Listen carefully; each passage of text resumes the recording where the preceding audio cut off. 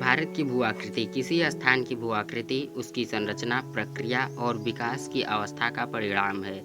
भारत के उत्तर में एक बड़े क्षेत्र में ऊबड़-खाबड़ स्थलाकृति है। दक्षिण भारत में एक स्थिर परंतु कटा-फटा पठार है, जहां अपर्दित चट्टान, खंड और कगारों की भरमार है। भारत को भू आकृति के तौर पर 6 भागों में विभाजित किया जाता है। उत्तर तथा उत्तरी पूर्वी पर्वतमाला, उत्तर भारत का मैदान, प्रायद्वीपीय पठार, भारतीय मरुस्थल, तटीय मैदान, द्वीप समूह। फर्स्ट के बारे में हम लोग जानते हैं उत्तर तथा उत्तर पूर्वी पर्वतमाला। उत्तर तथा उत्तर पूर्वी पर्वतमाला में हिमालय पर्वत, उत्तरी पूर्वी पहाड़ियाँ शामिल हैं। इसमें बृहत हिमालय, पार हिमालय श्रृंखलाएं, मध्य हिमालय, शिवालिक प्रमुख श्रेणियां हैं। दार्जिलिंग और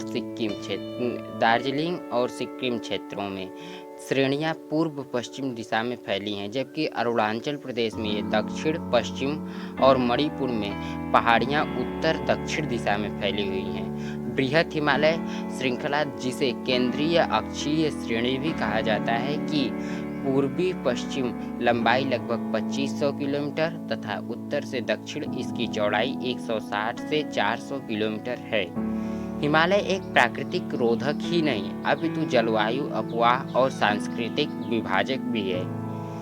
हिमालय पर्वतमाला में भी अनेक श्रेणियां विभिन्नताएं हैं। उच्चावच पर्वत श्रेणियों के संरेखण और दूसरी भू आकृतियों के आधार पर हिमालय को निम्नलिखित 5 उपखंडों में विभाजित किया जाता है। पहला, कश्मीर या उत्तरी पश्चिम हिमालय। दूसरा, हिमालय और उत्तरांचल हिमालय। तीसरा, दार्जिलिंग और सिक्किम हिमालय। चौथा, अरुणाचल हिमालय। पांचवा, पूर्वी पहाड़ियां और पर्वत।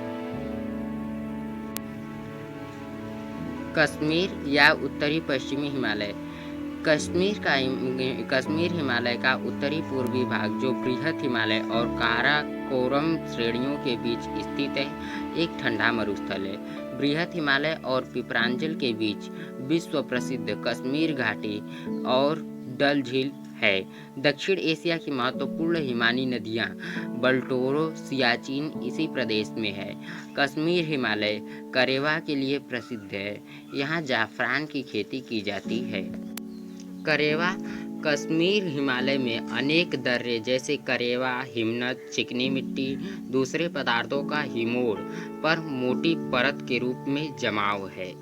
महत्वपूर्ण अलवण जल झीलें डल, वूलर तथा लवण झीलें जैसे पांगांग सो, सेमुरुरी भी इसी क्षेत्र में पाई जाती है। सिंधु इसकी सहायक नदियां झेलम, चेनाब इस क्षेत्र को अपवाहित करती हैं। कुछ प्रसिद्ध तीर्थ जैसे वैष्णो देवी, अमरनाथ गुफा, चराय शरीफ यहीं स्थित है। जम्मू और कश्मीर की राजधानी श्रीनगर झेलम के किनारे स्थित है। श्रीनगर में डल झील एक रोचक प्राकृतिक स्थल है। कश्मीर घाटी में झेलम नदी युवा अवस्था में बहती है, तथापि नदियां स्थल रूप के विकास में प्रौढ़ावस्था निर्मित होने वाली विशिष्ट आकृति विसर्पों का निर्माण करती हैं। प्रदेश के दक्षिण भाग में अनुदैर्ध्य घाटियां भी पाई जाती हैं, जिन्हें दून कहा जाता है। इनमें जम्मू दून, पठानकोट दून प्रमुख है। सेकेंड के बारे में हम हिमालय के सेकेंड पार्ट के बारे में हम लोग जानते हैं। हिमालय और उत्तराखंड हिमालय। हिमालय का यह हिस्सा पश्चिम में रावी नदी, पूर्व में काली घाघरा की सहायक नदी के बीच स्थित है। यह भारत की 2 मुख्य नदी तंत्रों सिंधु और गंगा द्वारा अपवाहित है। इस प्रदेश के अंदर बहने वाली नदियां रावी, ब्यास, सतलुज सिंधु की सहायक नदियां और यमुना घाघरा की सहायक नदियां हैं। हिमालय की तीनों मुख्य पर्वत श्रृंखलाएं बृहत हिमालय, लघु हिमालय जिन्हें हिमाचल में धौलागर और उत्तराखंड में नागतिभा कहा जाता है, और उत्तर दक्षिण दिशा में फैली शिवालिक श्रेणियां इस हिमालय खंड में स्थित हैं। लघु हिमालय में 1000 से 2000 मीटर की ऊंचाई वाले पर्वत ब्रिटिश प्रशासन के लिए मुख्य आकर्षण केंद्र रहे हैं। कुछ महत्वपूर्ण पर्वत नगर जैसे धर्मशाला, मसूरी, कासौली, अल्मोड़ा, लैंसडाउन और रानीखेत इसी क्षेत्र में स्थित हैं। शिवालिक शब्द की उत्पत्ति देहरादून के नज़दीक शिवावाला में पाए जाने वाले भूगर्भिक रचनाओं से हुई है। किसी समय यहाँ इंपीरियल सर्वे का मुख्यालय स्थित था, जो बाद में अस्थायी रूप से देहरादून में स्थापित हो गया। इस क्षेत्र की दो महत्वपूर्ण स्थलाकृतियाँ शिवालिक और दून हैं। यहाँ स्थित कुछ महत्वपूर्ण दून चंडीगढ़ कालका दून, नालागढ़ का दून, देहरादून हरिके दून, कोटा दून शामिल है। इसमें देहरादून सबसे बड़ी घाटी है, जिसकी लंबाई 35 से 45 किलोमीटर और चौड़ाई 22 से 25 किलोमीटर है। बृहत हिमालय की घाटियों में भोटिया प्रजाति के लोग रहते हैं। ये खानाबदोश लोग जो ग्रीष्म ऋतु में बुग्याल की ऊंचाई पर स्थित घास के मैदान में चले जाते हैं और शरद ऋतु में घाटियों में लौट आते हैं। प्रसिद्ध फूलों की घाटी भी इसी पर्वतीय क्षेत्र में स्थित है। गंगोत्री, यमुनोत्री, केदारनाथ, बद्रीनाथ और हेमकुंड साहिब भी इसी इलाके में स्थित है। हिमालय के संबंध में तीसरा भाग, जो दार्जिलिंग और सिक्किम हिमालय के रूप में विभाजित किया जाता है, उसके बारे में महत्वपूर्ण जानकारी इसके पश्चिम में नेपाल हिमालय और पूर्व में भूटान हिमालय है। यहाँ तेज बहाव वाली तीस्ता नदी बहती है और कंचनजुंगा जैसी ऊंची चोटियाँ, गहरी घाटियाँ पाई जाती है। इन पर्वतों के ऊंचे शिखरों पर लेप्चा जनजाति और दक्षिण भाग में विशेषकर दार्जिलिंग हिमालय में मिश्रित जनसंख्या, जिसमें नेपाली, बंगाली, मध्य भारत की जनजातियाँ शामिल हैं, पाई जाती हैं। अंग्रेजों ने यहाँ चाय के बागान लगाए।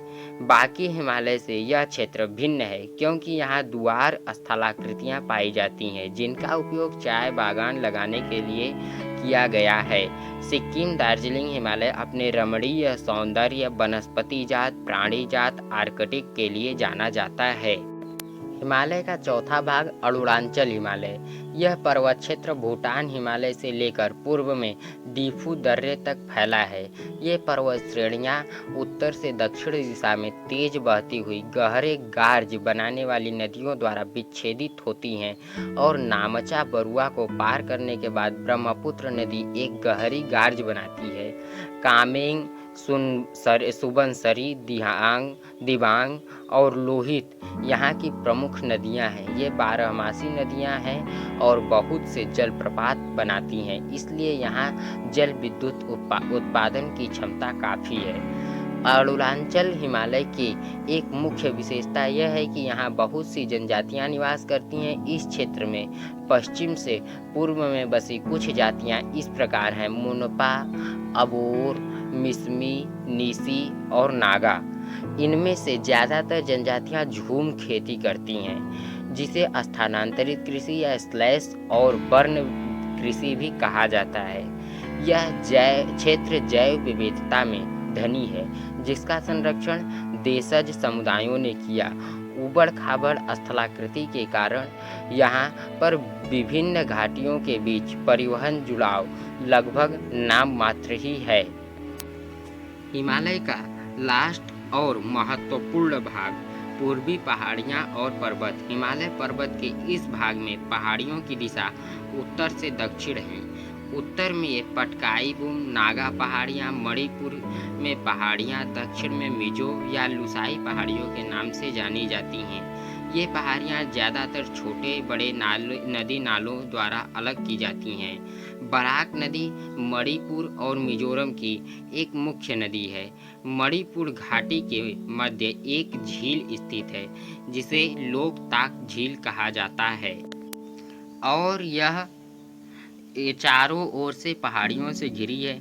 मिजोरम, जिसे मोलेसिस बेसिन भी कहा जाता है, मृदुल और असंगठित चट्टानों से बना है। नागालैंड में बहने वाली ज़्यादातर नदियाँ ब्रह्मपुत्र नदी की सहायक नदियाँ हैं। मणिपुर के पूर्वी भाग में बहने वाली नदियाँ चिंदविन नदी की सहायक नदियाँ हैं, जो म्यांमार में बहने वाली इरावती नदी की एक सहायक नदी है।